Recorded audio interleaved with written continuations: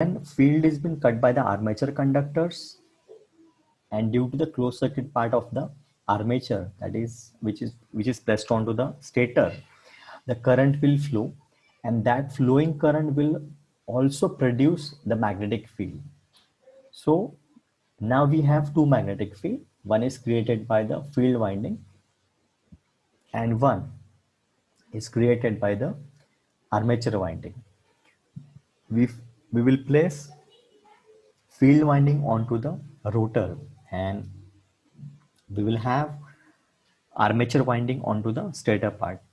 So whenever these two fluxes are going to react or interact with each other, there will be a reduction in the field strength of the synchronous generator. So field winding armature flux and armature winding flux, they are going to counter each other, and therefore as I said, we will have, or we will consider, a resultant magnetic field uh, for the further detailing of the induced EMF in the synchronous generator. So in the synchronous machine, either it may be the synchronous generator or synchronous motor, the armature reaction plays a vital role, because here we have a voltage drop. As we have seen, the number of reasons means it might be due to the armature reaction, self-inductance, or the resistance of the armature winding. So armature reaction is a most significant part as far as modeling of the synchronous generator is concerned. Let's move further for the equivalent circuit of synchronous generator. The load current IA will create a stator magnetic field, as already we have discussed, BS, which will produce the armature reaction voltage. Therefore, the phase voltage will become summation for these two EMFs. About the magnetic flux, it is also means when we'll calculate the net flux in the machine. So it will be the addition of a rotor field and stator field. Both are going to counter each other, or both are in opposite direction. About the equivalent circuit of the synchronous generator, since the armature reaction voltage lags the current by 90 degree, means due to the armature reaction voltage lags the current by the 90 degree, so it will be a kind of inductive circuit. So when we'll write a formula for induced EMF in the stator, it will be minus J X I A. The phase voltage is then means it is a kind of terminal voltage we will have across the terminal, EA minus JXIA. However, in addition to the armature reactance effect, the stator coil has a self-inductance LA. XA is the corresponding reactance, and the stator has the resistance RA. Therefore, the phase voltage becomes V phi is equals to EA minus JXIA, that is drop across the self-inductance of the armature circuit, and then drop across the armature reactance, and the drop across the resistance of the synchronous generator. So induced EMF magnitude is greater as compared to the terminal voltage of the synchronous generator. Often armature reactance and self-inductance are combined into the synchronous reactance of the machine. So already we have gone through all these concepts. So synchronous reactance is arithmetic sum of reactance of the winding, as well it is a reactance of the armature reaction. Therefore, we will not consider it separately. We will combine these two reactances, and we will call it as a synchronous reactance of the synchronous generator. So therefore, the mathematical expression becomes V phi is equals to EA minus JXS IA minus R into IA. IA is the armature current of the synchronous generator. So equivalent circuit as shown in the diagrams which are shown on the right hand side of this slide. The adjustable resistance controls the field current and therefore the rotor magnetic field. So this is the field winding, or you can say a rotor circuit of the synchronous generator, and this is for the stator part. So the field current, which is the excitation current, is being controlled by a variable resistance, which is adjustable, or this we can vary as per the requirement. Means whenever there is a excessive load onto the system, we can increase the excitation by which we can introduce more power into the grid, or whenever there is a reduction in the load, we can control the excitation by which we can control or reduce the power which is been fed by the synchronous generator. So this is about the rotor circuit, that is field winding, which is placed onto the rotor, having the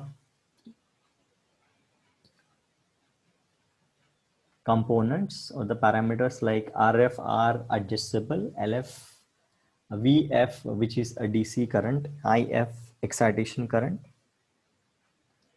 On the stator part, we have EA1, EA2, and EA3. So these are the induced EMF in the three phases. Every phase is having its synchronous reactance and the resistance. So phase A1, A2, and A3. So all are having the resistance, and as already we have seen the V51 equation, this equals to EA1 minus JXS minus EA1 minus JXS into IA1 minus RA into IA1. Similarly for the phase A2 and similarly for phase A3. So this is equivalent circuit of synchronous generator. This is much useful for the modeling of the synchronous generator. Let us go further in the mathematical, or you can say modeling for the synchronous generator. If you have a sort of delta connected synchronous generator, will follow left hand side equivalent circuit. If you have delta connected, then we will follow this particular equivalent circuit of the synchronous generator. So here you can see EA1, EA2, and EA3, three phases. Here also EA1, EA2, and EA3. Each phase is having synchronous reactance as well, that particular phase winding resistance. The terminal voltage will be Vt is equals to root 3 into V5 for Y connected, and this is Vt is equals to V5 for delta connected. This is very basic concept.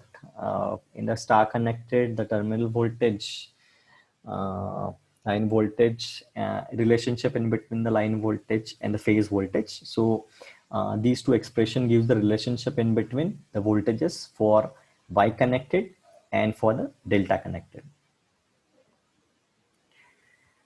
Then combinedly we will have a circuit of synchronous generator on a single phase basis. Earlier we have seen on the three phase basis, so there will be no changes in the rotor part, that is field winding of the synchronous generator, and instead of every phase, here we have just equivalent circuit for on the single phase basis. Let us talk about the phasor diagram of the synchronous generator. Since the voltages in the synchronous generator are AC voltages, they are usually expressed as a phasors. A vector plot of the voltages and currents within one phase is called the phasor diagram. Very basic. A phasor diagram of a synchronous generator with unity power factor, that is, if you have a resistive load, the voltage, terminal voltage and the armature current both are in phase, and we will have a drop across resistance of the armature circuit, that is IA into RA, and the drop across the inductive part of the armature circuit, that is JXS into IA, and this is the resultant EA. So EA is equals to the terminal voltage plus drop across the resistance plus drop across the synchronous reactance. If we have the lagging power factor, means if current, in case of inductive load, if you have inductive load connected to the alternator, or if the system is becomes inductive system, then current lags the voltage by angle 5 degree.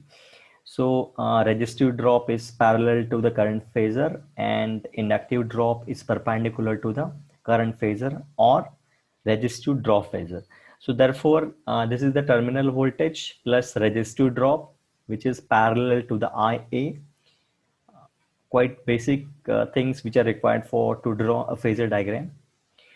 Then the inductive drop across synchronous reactance perpendicular to the current phasor or resistive drop phasor, and this is the resultant EA.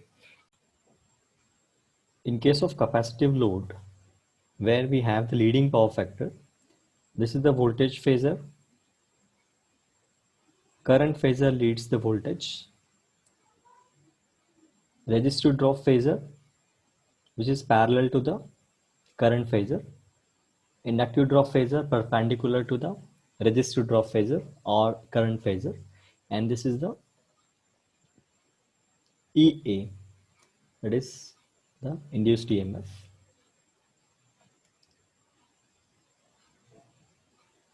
Let's see the measuring parameters of synchronous generator for modeling purpose. If here actually will require three most important quantities in order to derive the model for the synchronous generator. First, the relationship in between the field current and the flux. And therefore, we will get the relationship in between the field current IF and the internal generated voltage EA, because the flux is proportional to the internal generated voltage EA. The synchronous generator, second parameter, and third parameter is the armature resistance. Let's see how we will have, or we will get all these parameters which are important for synchronous generator modeling. One is open circuit test. In the open circuit test, we will left open the armature terminals of the alternator, that is synchronous generator, and we will increase the excitation. The generator is rotated at the rated speed. All the terminals are disconnected from the loads, which is of armature. The field current is set to 0 first. Next, the field current is increased in steps, and the phase voltage, which is equal to the generated voltage EA, since the armature current is 0, is measured. Since the unsaturated core of the machine has a reluctance 1000 times lower than the reluctance of the air gap, the resulting flux increases linearly first, and then saturation is reached. The core reluctance greatly increased, causing the flux to increase the much slower with the increase of MMF. So here is the graph of the open circuit characteristics, which is in between the field current, which we are going to increase gradually, and the terminal voltage. So initially there is a linear relationship in between the field current and the terminal voltage, and after that we will have a saturation for the terminal voltage, though we increase the field current of the synchronous generator. Let us take the consideration of the short circuit test. In this, the generator is rotated at the rated speed, with the field current is set to 0 first, and all the terminals are short circuited through the ammeters. So the terminals of the armatures are short circuited, and to measure the current, the terminals are short circuited with the help of ammeters. The field current is increased in steps, and the armature current is measured as the field current is increased. So here with fixed steps, we are going to increase the field current of the synchronous generator, and we will observe or we will measure the values of the armature current with the help of ammeters, which is connected in series with the short circuited terminals. The plot of the armature current and the field current uh, gives a short circuit characteristics of the synchronous generator. So here you can observe the short circuit characteristics of the synchronous generator.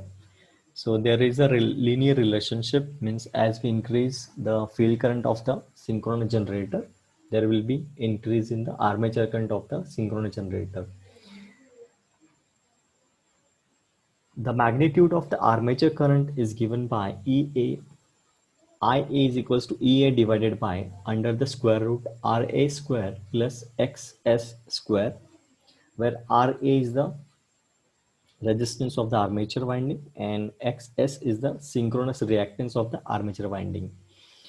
So this can be very clear from the equivalent circuit of the synchronous generator during the short circuit condition. And the phasor diagram which indicate or which shows the result of this test is on the right hand corner of the slide. An approximate method to determine the synchronous reactance XS at the given field current. So to find out the synchronous reactance, which is unknown parameter, we will use the short circuit test.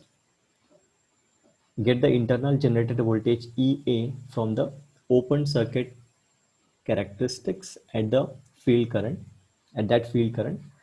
Get the short circuit current IA SC at that field current from the short circuit test, and with the help of these two parameters, that is open circuit voltage and short circuit current, as we are varying the field current in both the cases within the fixed steps.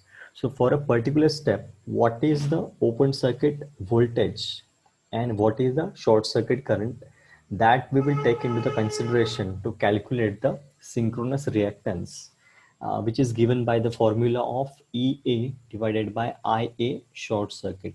So this is open circuit voltage from the open circuit characteristics, and IA, this is short circuit current from the short circuit characteristics.